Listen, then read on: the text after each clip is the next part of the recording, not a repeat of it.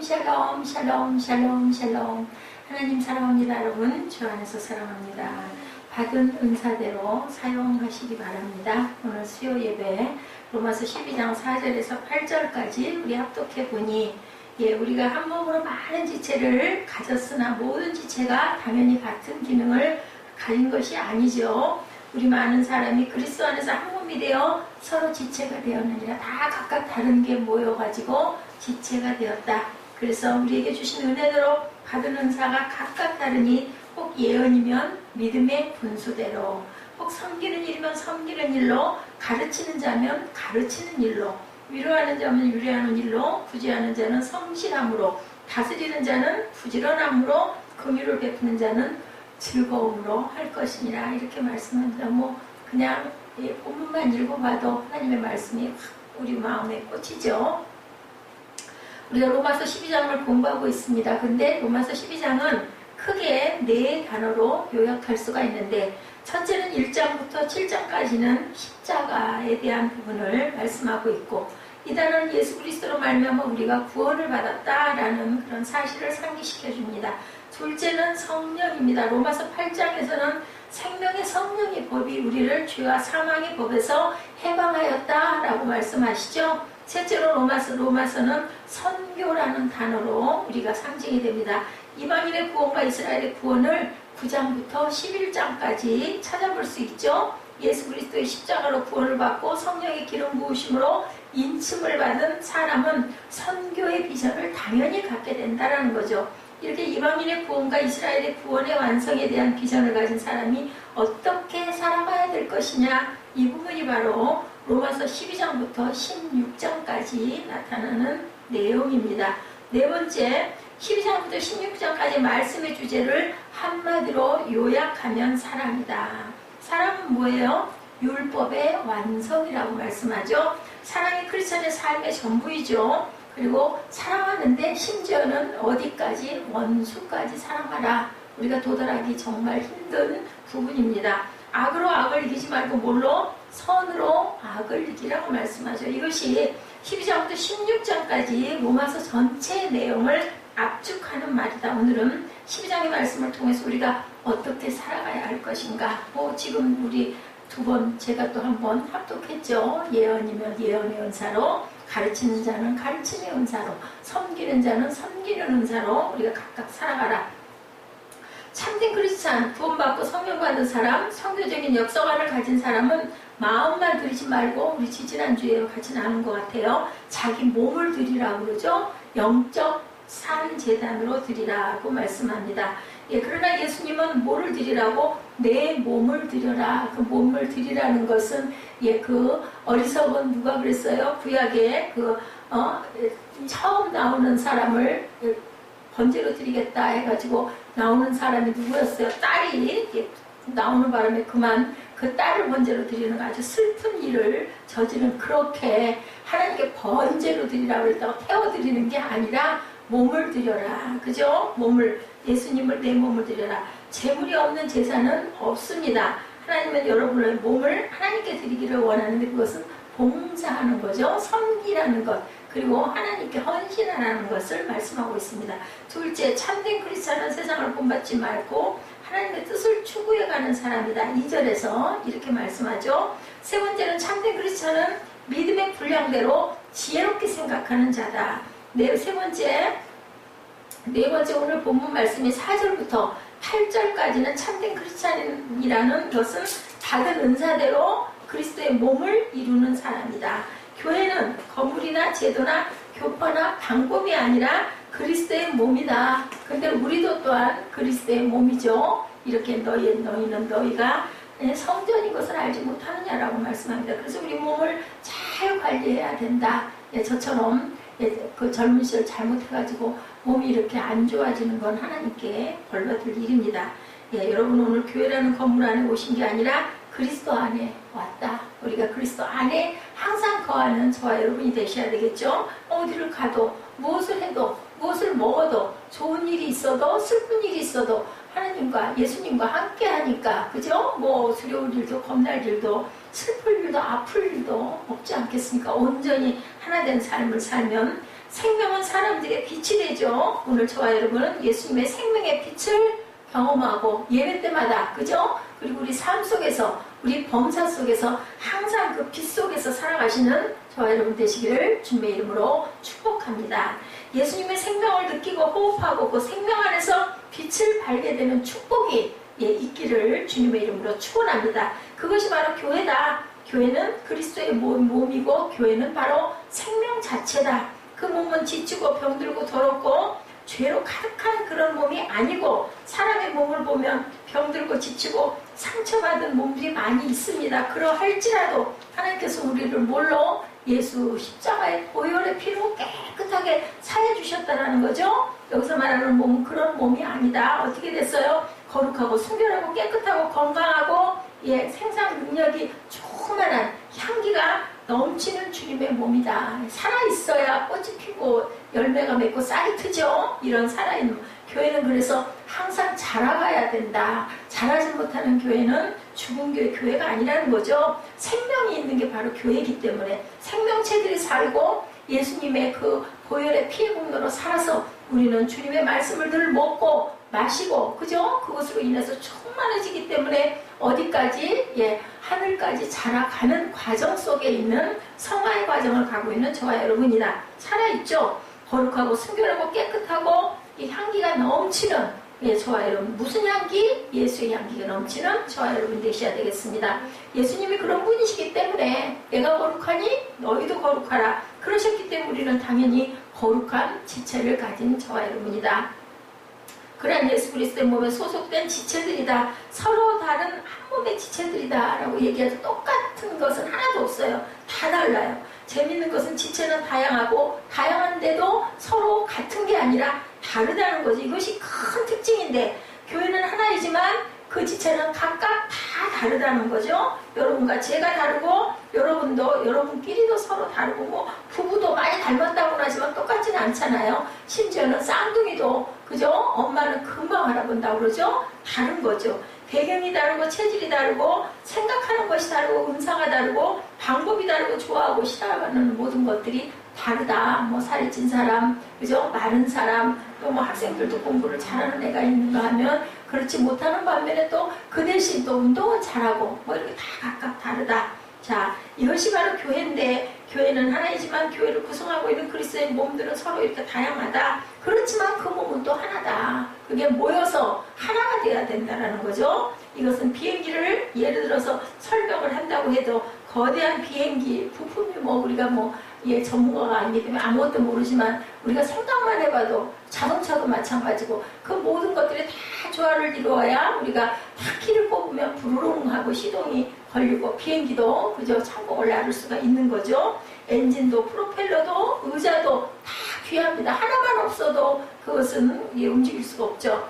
모든 역할이 다르죠. 위치도 다르고 기능도 부품도 엄청나게 많은 숫자와 양이 제자리에 다 들어가 있어야 되는데 똑같은 부품은 없어요. 다 다르죠. 이 모든 부품은 단 한 가지의 목적을 가지고 있다. 뭐하게? 비행기는 나르게, 자동차는 달리게. 그것은 비행기를 안전하게 뜨게 하는 것이 바로 목적이다. 사람을 편안하게 모실 수 있는 역할을 해야 하고, 짐을 비행기에 실을 수도 있어야 되고, 자동차도 마찬가지고, 뜨지 못하는 비행기는 비행기가 아니다. 달리지 못하는 자동차는 자동차가 아니죠. 이렇게 그 안에 있는 모든 것들이 서로 조화를 이루면서 하나로 합한 목적을 향해서 움직일 때 기능을 온전하게 할 수 있다. 그것이 바로 교회이고, 교회는 이래서 우리는 한 몸이고, 교회는 예수 그리스도의 몸이고, 그리스도의 영광을 올려드리고 세상을 구원하는 거룩한 목적을 가지고 있는 것이 바로 교회다. 그렇지만 그 교회를 구성하고 있는 모든 성도 하나하나는 기능과 역할이 다르다는 거죠. 그렇기 때문에 다른 것을 우리는 절대로 비판하지 말아야 된다. 추워요? 자꾸 돌아보는 게 추운 것 같아.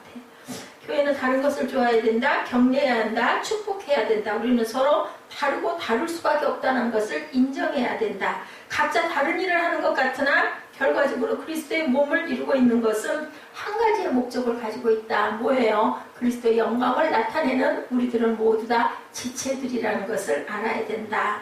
4절, 5절에 몸의 지체가 다 다른 직무를 수행한다고 나타나 있는데 고린도전서 12장 12절에서 31절에도 지역교회 모든 성도가 건강해야 몸이 활력을 얻는다라고 나타나 있습니다. 본문 우리 12장 로마서 12장 5절에 이와 같이 우리 많은 사람이 그리스도 안에서 한 몸이 되어 서로 지체가 되었느니라. 지체가 된다는 말은 같다는 말이 아니라는 것을 우리가 알았죠. 자, 하나의 몸과 많은 지체를 가지고 있다. 고린도전서 12장 12절에도 몸은 하나인데 많은 지체가 있고 몸의 지체가 많으나 한 몸인 것 같이 그리스도도 그러하니라 라고 증거합니다. 13절부터 쭉 우리 한번 봅니다. 고린도전서 12장 13절입니다.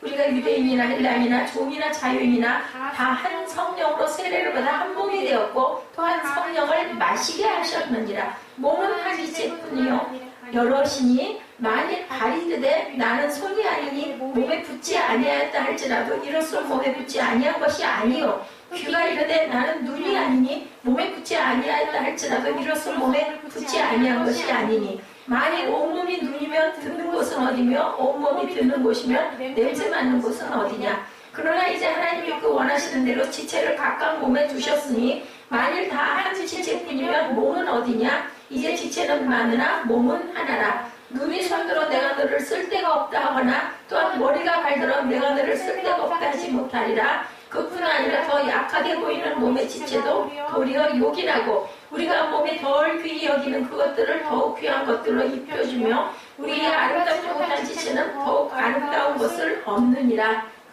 그런즉 우리를 아름다운 지체는 그럴 필요가 없느니라. 오직 하나님이 몸을 고르게 하여 부족한 지체에게 귀중함을 더하사 몸 가운데서 분쟁이 없고 오직 여러 지체가 서로 같이 돌보게 하셨느니라. 만일 한 지체가 고통을 받으면 모든 지체가 함께 고통을 받고 한 지체가 영광을 얻으면 모든 지체가 함께 즐거워하느니라. 너희는 그리스도의 몸이요 지체의 각 부분이라. 하나님의 교회 중에 며칠 세우셨으니 첫째는 사도요 둘째는 선지자요 셋째는 교사요 그 다음은 능력을 행하는 자요 그 다음은 병 고치는 은사와 서로 돕는 것과 다스리는 것과 각종 방언을 말하는 것입니다. 다 사도이겠느냐 다 선지자이겠느냐 다 교사이겠느냐 다 능력을 행하는 자이겠느냐 다 병 고치는 은사를 가진 자이겠느냐 다 방언을 말하는 자이겠느냐 다 통역을 하는 자이겠느냐. 너희는 더욱 큰 은사를 사모하러 내가 또한 가장 좋은 길을 너희에게 보이리라. 오늘 본문 말씀하고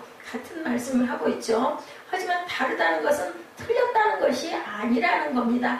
아름답다는 것을 의미한다. 어떻게? 조화를 이루면서 아름답다. 나와 다른 사람을 보면서 은혜를 받고 나와 다른 역할을 보면서 기뻐할 줄 알아야 된다. 이것이 바로 교회다. 따라서 교회 안에 각 지체는 서로 달라야 하고 다른 것에 대해서 감사해야 된다. 그죠?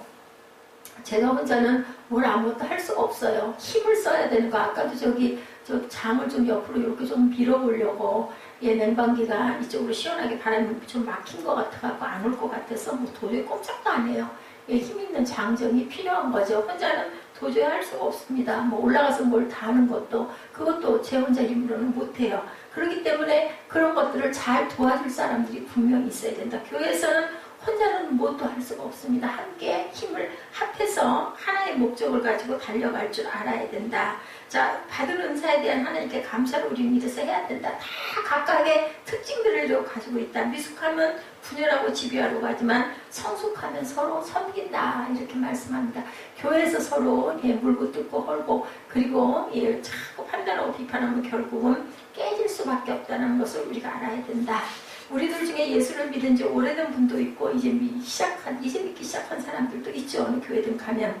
자, 그런 모든 믿음들이 서로 섞이고 그죠? 먼저 믿은 사람은 처음 온 사람을 권면하고 이끌어주고 또한 처음 온 사람은 먼저 믿은 사람들에게 잘 그죠? 이끌리면 양육을 받아가면서 하나님의 말씀을 우리가 먹고 또 그 안에서 또 서로 뭐 밥도 식사도 나누고 또 청소도 같이 하고 또 서로 담화도 하면서 우리의 모든 애환을 서로 나눌 줄 아는 그러한 교회가 돼야 그 교회가 사랑이 넘치는 교회가 된다. 자, 지배할 때 행복한지 아니면 지배를 받을 때 행복한지 대개는 보면 지배를 할 때가 행복하다 좋다. 남자분들은 특히나 그러실 거예요. 섬길 때 행복한지 섬김을 받을 때 행복한지 우리가 생각해 봐야 됩니다. 열등감만 없다면 섬길 때 더 행복하다. 대개는 가진 게 좀 많고 풍부한 사람들이 섬기면서 전혀 그 어떤 그 자존감이 그죠? 그 상하는 일이 없다라는 거죠. 남을 지배하고 다스리고 호령하고 대적이 된다고 행복해 할 것은 절대로 아니다라는 거죠. 어머니가 자식에게 밥을 해주면서 그죠? 내가 왜 이 녀석에게 내가 이 밥을 이렇게 땀을 뻘뻘 빼면서 오늘도 밥을 프라이팬으로 하나를 볶으면서 이제 이 여름에는 이 짓을 할 수가 없겠네 하는 생각을 저는 했습니다. 그런데 대부분의 엄마들은 아들이 딸이 잘 먹기를 바라면서 음식을 만들지 않아요. 그렇지 내가 이 밥을 왜 해야 돼? 이렇게 생각하는 엄마들은 없다라는 거죠. 어머니는 밥을 하면서 잘 먹어줄 가족을 생각한다라는 겁니다. 자, 남미한 선교사님이 우리 대한민국을 떠나가지고 15년 정도를 남미에서 많은 교회를 개척하고 거기 있는 원주민들하고만 살았다고 그래요. 26개의 교회를 개척하고 고아원도 만들었다고 합니다. 그런데 이제 한국의 대개는 그런 경우에는 한국에서 조금 힘이 있는 교회들이 그 선교사님들을 그 비용을 보내드리거든요. 그래서 자매 결혼을 맺기도 하고 서로 이렇게 왕래를 하는데 언젠가 여기 계신 목사님이 그쪽을 찾아갔더니 그냥 거기 그 선교사님이 너무너무 반가워하면서 붙들고 눈물이 그렁그렁해서 그냥 붙들고 반가워하면서 하는 얘기가 목사님 저는 우울증에 걸렸습니다. 이제는 지쳤습니다. 너무 한국이 그립습니다. 그리고 우리 사람들이 너무너무 그립다라는 그런 얘기를 고백을 하더라고 합니다. 이제는 난 대장 그만할래요. 내가 정말 어리석었습니다. 그리고 예수만 전하게 해주시고 나를 좀 관리해 주세요. 그런 얘기를 하더라는 거죠. 얼마나 외로웠겠습니까? 26개의 교회를 만들고 거기서 고아원을 만들어서 그것을 이끌어가는 일을 15년 동안을 한국에도 못 오고 그렇게 하고 있다 보니까 전부 다 거기는 원주민들만 있고 한국 사람은 한 명도 없는 그런 데였던가 보죠. 정말로 이제는 너무너무 싫습니다. 이런 얘기를 하더라고 합니다. 섬기는 것이 복이라는 것을 우리가 알아야 된다. 부분이 되는 것이 큰 축복이라는 것. 내가 하고 있는 작은 부분에서 열심히 일하고 있을 때 그랬을 때 무엇이든지 이루어질 수가 있다는 것을 우리가 알아야 된다. 그때의 기쁨은 이루 말할 수가 없죠. 그때의 보람은 그죠? 우리는 서로가 서로에게 지체들이 되어야 되겠다. 우리는 지배하는 위치가 아니라 섬기는 위치. 누가 그러셨어요? 예수님이 섬김의 모범을 보이고 가신 분이죠. 교회가 크기 때문에 아니면 교회가 너무 작아서 지체의 역할을 할 수 있거나 없거나는 절대 아니라는 거죠. 6절에 뭐라 그래요? 우리에게 주신 은혜대로 받은 은사가 각각 다르니 혹 예언님은 믿음의 분수대로. 여기에 눈여겨봐야 할 말, 은혜대로 받은 은사가 다르다는 부분을 우리가 꼭 잘 묵상하셔야 된다. 6절에서 8절에 영적 선물에 대해서 나오고 있습니다. 자, 모두에게 은혜를 주기 위한 선물이다.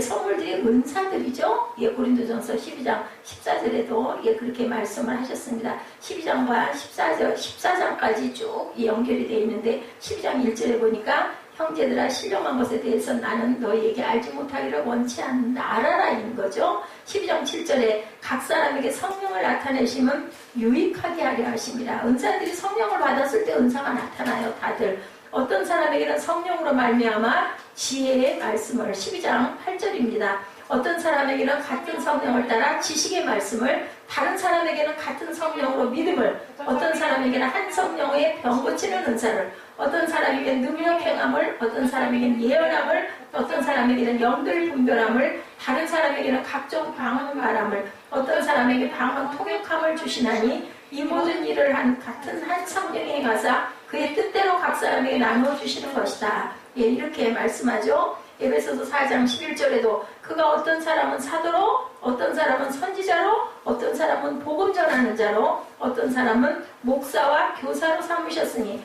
이런 성도를 온전하게 하여 봉사일을 하게 하며 그리스도의 몸을 세우려 하심이라. 이런 모든 것들은 그리스도의 몸을 세우려고 증인된 삶을 살게 하려고라. 대언하는 자는 자기의 믿음의 분량만큼 한다는 거죠.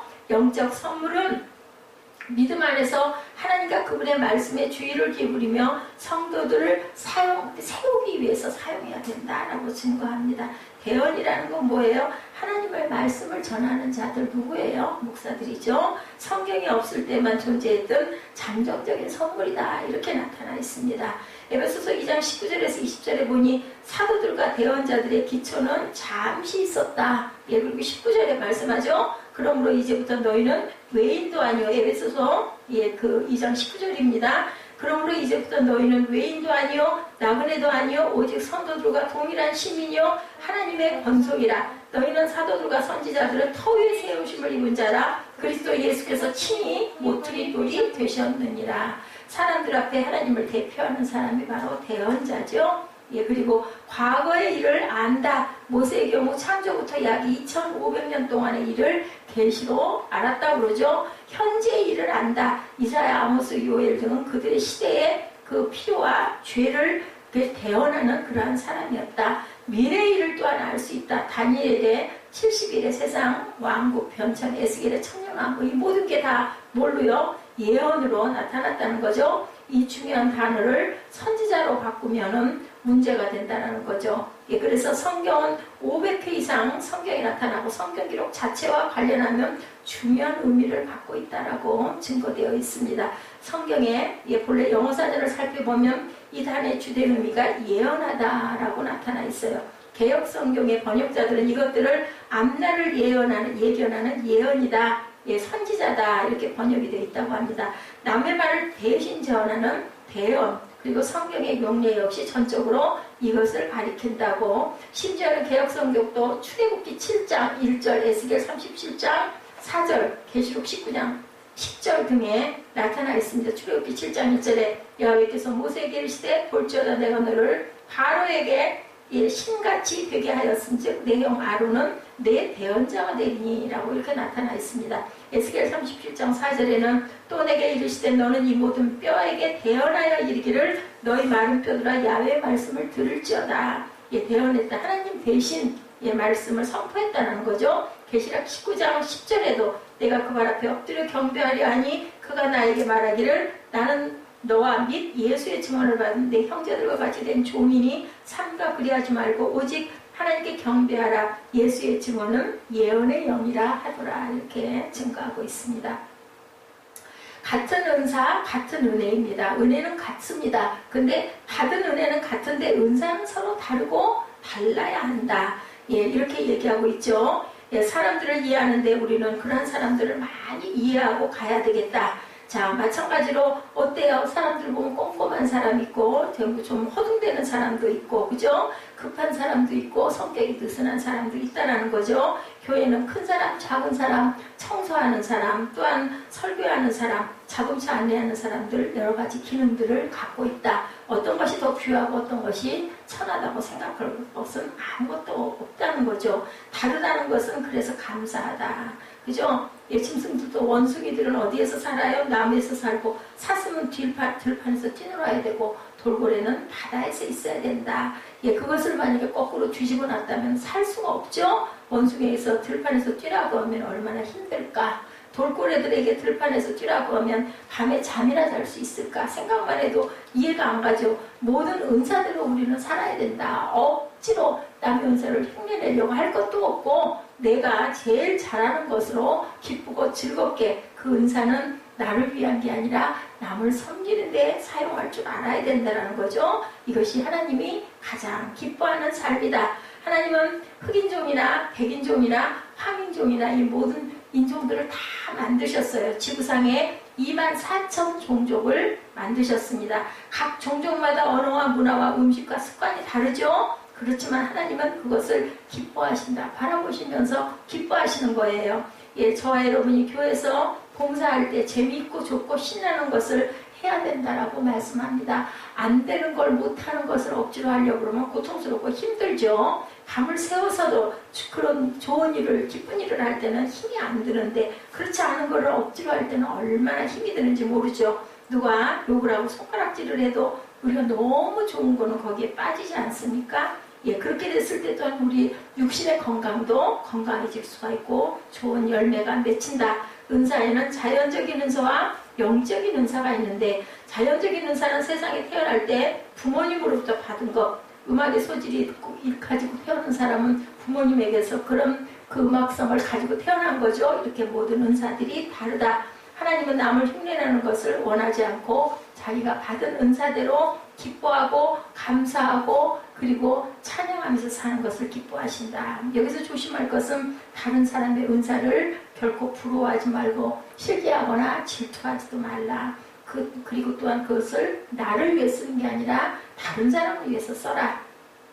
이렇게 은사는 다른 사람을 섬기라고 주신 하나님의 은혜라는 것, 하나님의 선물이라는 것, 성령의 은혜라는 것을 알아야 된다. 나무는 자기의 열매를 절대로 먹지 않죠. 열매는 사람이 따먹는 것이지 그 나무가 그 열매를 만들어가지고 자기가 먹으려고 열매가 매달리지 않는다는 것을 우리가 알아야 된다. 성령의 열매가 바로 그렇다. 다른 사람을 위해 그것이 존재한다는 것. 내가 받은 은사는 다른 사람에게 사용했을 때 주어지는 축복은 돈이 아니라 행복이라는 겁니다. 기쁨이라는 겁니다. 예, 그것처럼 마음에 그저 보람이 있고 기쁜 일은 없다라는 거죠. 돈은 누구나 버는 것이 아니죠. 또 돈을 잘 버는 은사가 있는 사람도 있다. 그 돈은 벌어서 나를 위해서만 쓰는 게 아니라 남을 위해서. 그래서 결국은 어떻게 예수 잘 믿는 사람들은 세상에다 다 환원하고 간다고 그러죠. 자식에게는 그저 교육시켜주고 믿음을 물려주고 나머지는 세상이 어차피 가면 내가 짊어지고 갈 수 없는 거고 하나님이 주신 거니까 사회에 돌려주는 게 맞다. 청교도들은 자기가 재산을 남겨놓고 가는 걸 너무 부끄럽게 여겼다고 합니다. 열심히 벌어서 하나님께 영광 돌리고 가야 된다. 은사는 이렇게 자기를 위해서 쓰면 목적을 잃어버리고 방황하게 되고 그리고 또한 그 은사에 붙들려가지고 은사가 우상이 돼서는 안 된다. 돈을 잘 버는 그런 능력을 가진 사람이 그 돈을 계속 쌓아나가려고 그러고 돈독이 들어가지고 돈에 빠져 있다가 죽으면 너무너무 불행한 삶이죠. 먹지도 쓰지도 못하고 옛날에 우리 노인 우리 부모들이 그런 경우들이 많이 있었습니다. 자식 준다고 그저 구들장 밑에도 감춰놓고 오죽하면 도배 벽 속에다가도 넣어놔가지고 나중에 뜯으니까 거기서 나왔다라는 그런 얘기도 있습니다. 자기 자신과 쾌락을 위해서 쓰면 좋을 것 같지만 결국은 그렇지 않다라는 것. 그죠? 옷도 사고 자동차도 사고 집도 사고 좋은 것을 다 가지면 행복할 것 같지만 결국은 행복이 아니라 허무한 마음이 들죠? 하다하다 나중에 보면은 다 그냥 부질없다라는 생각. 그리고 마음에는 불안만 쌓인다. 어떤 사람은 보리밥만 먹어도 그저 기뻐하고 행복하고 집안에 웃음이 피는 그런 가정이 있다. 이렇게 다른 사람을 위해서 은사를 사용할 줄 알고 나눌 줄 알아야 된다. 건강한 사람은 병든 사람을 위해서 자기 건강을 쓰고 돈 있는 사람은 돈 없는 사람을 위해서 돈을 옳은 일로 쓸 줄 알아야 되고 가르치는 은사라든지 여러 가지 좋은 은사가 있는 사람들은 자기 행복을 위해서 쓰는 게 아니라 다른 사람 위해 그래서 우리가 열심히 배워서 남 주자 요즘에는 그렇게 얘기를 하지 않습니까? 이렇게 다른 사람의 행복을 위해서 사용해야 된다. 그래서 은사는 자기를 위해서 쓰면 안 된다는 거죠. 나 자신만을 위해서 교회를 나와서는 안 된다. 내가 교회를 나와서 하나님의 은혜를 받으면 주변에 그 사랑을 나눌 줄 알아야 된다는 겁니다. 오늘날 크리스찬들이 여기에서 많은 부족과 실수가 있다. 하나님이 주신 축복과 복음을 돈벌이에 사용해서는 절대 안 된다. 버는 거는 잘못된 게 아니에요. 열심히 벌어서 그것을 귀한 은혜가 있는 일에 잘 사용할 줄 알아야 된다. 사람에게 봉사하고 희생하는 일에 은사를 우리가 꼭 잘 사용해라. 누가 주셨습니까? 하나님이 값없이 주셨잖아요. 그죠? 자, 예수를 믿으면 누구나 한두 가지 영적인 은사는 모두 다 받는다. 어떤 사람들은 자기가 영적 은사를 받은 것을 또한 깨달지 못하는 사람들도 있죠. 방언의 은사나 예언의 은사를 태어나면서부터 받은 사람은 한 사람도 없어요. 우리가 다 성령을 받아야 그걸 받지 않습니까? 예, 성령을 받아야 생깁니다. 그것이 바로 하나님이 주신 흔적이고 그리고 선물이라는 것을 알아야 된다. 우리 선물은 누가 돈을 줘서 대가를 받는 게 선물이 아니잖아요. 그냥 주어지는 겁니다. 그렇기 때문에 우리도 값없이 줄 줄 알아야 된다. 인간의 사랑에는 한계가 있죠. 하나님의 은혜를 받을 때 진정한 사랑, 용서, 조건 없는 사랑이 가능하다는 걸 알아야 된다. 예수 그리스도를 믿는 저와 여러분들은 은사를 확인할 수 있기를 바랍니다. 아마 대개들 깨달으실 거예요. 나는 뭐 이런 일을 너무 잘해. 또 이런 건 난 정말 할 줄 몰라. 이건 뭐 아무리 하려고 애를 써도 안 돼. 알 거예요. 잘하는 것, 기쁜 일을 위해서 여러분들 열심히 남에게 베푸시기 바랍니다. 자, 오늘 본문에도 나타나 있죠. 6절에 우리에게 주신 은혜대로 받은 은사가 각각 다르니 예언이면 믿음의 분수대로 첫째 은사는 예언의 은사에 대해서 얘기하죠. 말씀의 은사라고 이렇게 바꿔서 얘기해도 됩니다. 이 은사를 받은 사람은 하나님의 음성을 잘 듣는다. 뭐예요? 성경을 읽으면 그냥 이해가 되는 거죠. 성경이 너무 재밌고 기쁘고 그러면 예언의 은사를 받은 거예요. 이 은사를 받은 사람은 하나님의 음성을 잘 듣는다는 뜻은 성경을 보면 하나님의 말씀이 깨달아진다는 거죠. 분별이 생긴다는 거죠. 그리고 깨닫고 듣고 본 것을 그렇지 못한 연약한 사람들, 못 깨달은 사람들, 잘 이해를 못하는 사람들에게 가르치는 거죠. 그리고 또한 자 어때요? 어디로 가야 할지 모르는 사람들에게 도움을 줄 줄 알아야 된다. 격려해주고 약한 것을 보완해주고 실수도 감춰주고 그들을 새롭게 하나님의 뜻대로 살도록 도와주는 사람이 예언의 은사를 받은 사람들이라는 것을 알아야 된다. 목사님들이 대개는 하나님의 말씀을 즐거워하고 기뻐하고 성경 읽기를 좋아하시죠. 이런 분들이 이런 길잡이를 하는 그런 역할을 해야 된다. 예언의 은사를 받은 사람은 또한 겸손해야 된다. 내가 이렇게 됐다고 해서 막 의시되거나 잘난 체하거나 그거는 하나님의 뜻에 그저 온전치가 못하죠. 특별히 또한 지혜가 필요하다. 왜냐하면 예언의 은사를 잘못 사용하면 어떻기 때문에 교만해질 수도 있기 때문에 성경은 예언의 은사를 믿음의 분량대로 활용하라고 말씀합니다. 두 번째는 섬기는 은사죠. 봉사하고 섬기는 거. 유난히 섬기고 봉사하는 일을 굉장히 좋아하고 즐거워하는 사람들이 있습니다. 말 그대로 겸손히 섬겨야 된다. 여기서 나온 게 바로 집사예요. 집사, 섬기는 사람들. 마가복음 10장 45절에 인자가 온 것은 섬김을 받으려 함이 아니요 도리어 섬기려 하고 자기 목숨을 많은 사람의 대속물로 주려 한다. 이렇게 증거하고 있습니다.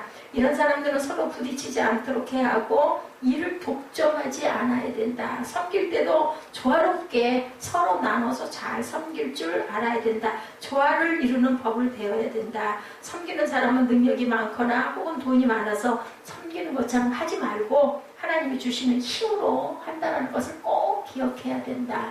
내 힘으로 하는 게 아니죠. 그럴 때 열매가 있고 하나님께서 주신 기쁨이 있다. 교회 위해서 무엇이든지 작은 것을 할 줄 아는 사람들이 복된 사람들이에요. 제일 불쌍한 사람들은 교회 와서는 살짝 예배만 드리고 가기를 원하는 사람들이 너무나 불쌍한 사람들이라는 거죠. 주차 안내를 받지만 말고 직접 안내도 할 줄 알아야 되고 그죠? 쓰레기를 막 아무데나 버리고 돌아다닐 일이 아니라 그것도 치울 줄 알아야 된다. 교회가 이렇게 나아갈 때 그 교회는 하나님이 보시기에도 예쁘고 그리고 잘 발전하는 교회가 된다라고 말씀하고 있습니다.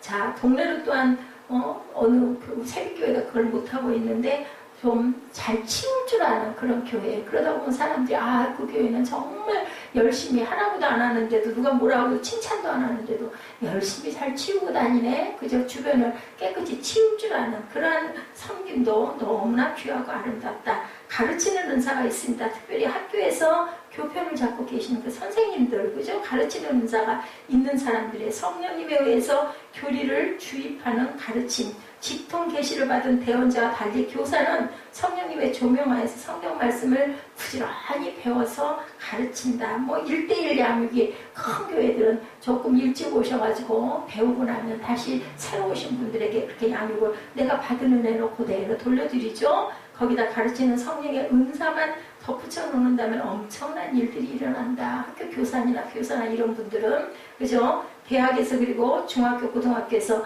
학생들을 가르치는 분들에게 성령의 은혜만 거기에 덧입혀지면 기가 막히는 은사가 될 수 있다는 거죠. 네 번째 8절은 권면하는 은사에 대해서 말하고 있죠. 용기를 북돋아주는 은사가 있는 사람이 바로 권면의 은사를 가진 사람들이다.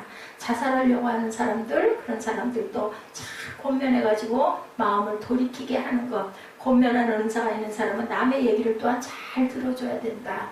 우리는 너무 누군가가 설명을 길게 하거나 하면은 답답해하죠. 듣기 싫어하고 지루해합니다. 권면의 은사가 없는 사람이죠. 그래서 상담하기 위해서 제일 힘든 게 들어주는 훈련을 한다고 그래요. 2시간이라도 계속 누가 얘기를 하면 아이고 그렇죠. 네 하고 이렇게 그 훈련을 한다고 그러더라고요. 위로와 격려와 도움을 주는 그러한 사람이다. 히브리서 3장 13절과 10장 25절에 증거합니다. 오직 오늘이라 일컫는 동안에 매일 피차 권면하여 너희 중에 누구든지 죄의 유혹으로 완고하게 되지 않도록 하라. 10장 25절에도 모이기를 피하는 어떤 사람들의 습관과 같이 하지 말고 오직 권하여 그날이 가까움을 볼수록 더욱 그리하자, 권면하자는 거죠. 자, 이런 은사를 가진 사람들, 그러면 그 사람이 마음을 돌이키거나, 그죠? 그럴 때 얼마나 우리가 또 보람있고 기쁩니까? 권면의 은사입니다. 5째, 8절에 보면 또한 구제하는 은사에 대해서도 얘기하고 있죠.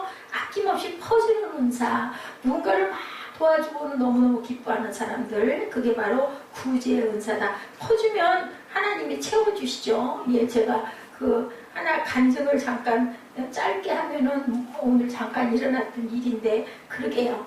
어렵죠. 여러 가지로 계산을 할 줄 몰라요, 저는. 그런데 어려운데도 요즘 날 헌금함을 털었었어요. 그 며칠 전에 저걸 지금 열쇠가 없어가지고 그걸 뜯어야 하니까 제가 잠깐 그걸 좀 빼달라고 그래가지고는 이걸 좀 비상금으로 남겨놔야 되는데 하다가 뭐 저도 헌금을 해야 되니까 헌금도 없고 그래가지고 이제 그걸 좀 헌금을 좀 이렇게 꺼내놓으면서 5만 원을 봉투에다 넣었어요. 그러면서 참 이게 나가는 게 많기는 한데 그런 갈등이 사실은 없지 않아 있었거든요. 그랬는데 보니까는 뭐가 뚝 떴어요. 휴대폰에 우리 뭐 문자 오잖아요. 어디서 뭐가 오면은 6만 원이라는 금액이 딱 보이더라고요. 뭐야 이게 올 데가 없는데 뭐 누가 이거를 입금이에요. 출금이 아니라. 그래서 봤더니 그 지난번 유집사 그 암보험 그거 그냥 말 한마디 해가지고 이렇게 연결해 줬더니 거기 상담하셨던 그분이 그 문자가 거기 같이 써져 있더라고요. 6만 원 확인하세요 하고 그 팀장님이 그 부분을 많기도 해. 뭐 2, 3만 원도 아니고 왜 6만 원씩이나 깜짝 놀랐어요. 그리고 뒤에 마음에 딱 오는 생각이 내가 이러니까 요렇게 해가지고 거기다 플러스 10,000원을 더해서 보태주시는구나. 하나님이 주시는 거죠. 사람을 통해서 오지만 하나님이 이렇게 금방 제 마음을 아시고 불편한 거를 아시고 이렇게 해주시는구나 해서 참 마음이 그렇게 기쁠 수가 없어요. 그래서 섬기고 주면 그죠? 그걸 막 걱정을 하고 못하고 발발 떨고 있으면 안 변해요. 근데 탁 하고 나면 분명한 건 하나님이 살아가도록 그만큼은 꼭 채워주신다는 거 제가 느끼고 너무 아까 기뻤어요. 자, 우리가 이렇게 이런 부분들을 보면서도 기뻐할 줄 알고 뭐 들어올 거니까 들어왔지 이게 아니죠. 뭐 마음에 그 마음이 오는데요. 너무 기쁘게 하필이면 딱 그렇게 해서 봉투에도 담아놓고 딱 메모 써놓고는 주방에를 닦았는데 휴대폰에 딱 그게 뜬 거예요. 그래서 너무 감사한 그런 마음이 들더라고요. 그리고 다스리는 은사, 리더십을 가진 사람들, 이것도 이제 목회하시는 분들, 이런 분들도 다스리는 은사죠. 리더십 7이라고 하죠. 교회 리더십에 대해서 데살로니가전서 5장 12절, 디모데전서 3장 4절, 그리고 5장 17절에 나타납니다. 데살로니가전서 5장 12절에 봤더니 형제들아 우리가 너에게 구하노니 너희 가운데 수고하고 주 안에서 너희를 다스리며 권하는 자들을 너희가 알고 이렇게 나타나고 있습니다. 디모데전서 3장 4절에도 자기 집을 잘 다스려 자녀들로 모든 공손함으로 복종하게 하는 자라야 할지니. 그러면 각 가정의 가장들도 그죠? 또한 어머니들일 수도 있죠. 다스리는 자, 자녀들을 모두 잘 다스리는 자들에게는 다스리는 은사가 있다. 디모데전서 5장 17절에도 잘 다스리는 장로들은 배나 존경할 줄 알되 말씀과 가르침에 수고하는 이들에게는 더욱 그러할 것이다. 장모님들도 다스리는 분들이다. 그래서 항상 우리가 이렇게 하나님께서 각자에게 주신 무슨 대단한 게 아니라 각 집안의 가장들도 아니면 아빠가 그런 부분이 조금 약하면은 어머니들이 그런 경우들도 있습니다. 많은 사람들을 지휘하고 통제하는 은사, 다스리는 자, 교회 목사님들이 또 그런 일들을 잘 하시는 분들이 있죠. 조직을 지휘하는 은사가 없으면 어려움들이 생기죠. 이런 은사를 가진 사람은 항상 부지런해야 되고 솔선할 줄 알아야 된다. 마지막으로 긍휼의 은사, 불쌍히 여길 줄 아는 은사이죠. 그런 사람은 기쁜 마음으로 일을 해야 된다고 거긴 그 8절 끝에 나타나 있죠. 긍휼의 베품, 기쁨으로 불쌍히 여기는 것. 예언의 은사를 제외하고는 교회 시대에 항상 존재하는 선물들이다. 이 하나님이 저와 여러분에게 주신 은사를 잘 사용하시고 본인이 모르는 경우도 있어요. 잘 사용하시고 쓰시기 바랍니다. 이 은사를 자기를 위해서 쓰지 말고 다른 사람을 위해서. 하나님이 우리에게 주신 가장 큰 선물은 그런데 마지막으로 하나님의 생명이죠. 이렇다 저렇다 하다 할지라도 우리 마지막으로는 하나님께서 우리에게 주신 가장 큰 선물은 생명이다. 하나님의 생명이다. 우리 지체에게 주신 거죠. 요한일서 5장 11, 12절, 요한복음 6장 47절입니다. 요한일서 5장 11, 12절에 보니 또 증거는 이것이니 하나님이 우리에게 영생을 주신 것과 이 생명이 그의 아들 안에 있는 그것이니라. 우리에게 영생을 주신 것. 그리고 12절에 아들이 있는 자에게는 생명이 있고 하나님의 아들이 없는 자에게는 생명이 없느니라. 아까 그 교회가 어떻다고 그랬어요? 예, 우리 모두가 교회인데 성전인데 예수 안에 있다고 얘기하죠. 그 생명 안에 있다라는 것처럼 그것이 바로 내 안에 아들이 있는 자다. 아들이 없는 자는 생명이 없다라고 나타나 있습니다. 요한복음 6장 47절에도 진실로 진실로 너에게 이르노니 믿는 자는 영생을 가졌나니 그리고 내가 곧 생명의 떡이다 라고 말씀하죠. 그 떡을 우리는 늘 먹고 살아야 됩니다. 고린도전서 12장 29절에도 다 사도이겠느냐, 다 선지자이겠느냐, 다 교사이겠느냐, 다 능력을 행하는 자이겠느냐. 아까 우리 한번 쭉 읽어봤죠. 다 병 고치는 은사를 가진 자이겠느냐, 방언을 말하는 자이겠느냐, 다 통역하는 자이겠느냐. 이렇게 증거되어 있습니다. 각 사람에게 성령을 나타내심은 우리에게 유익하게 하려 하신다. 고린도전서 12장 7절입니다.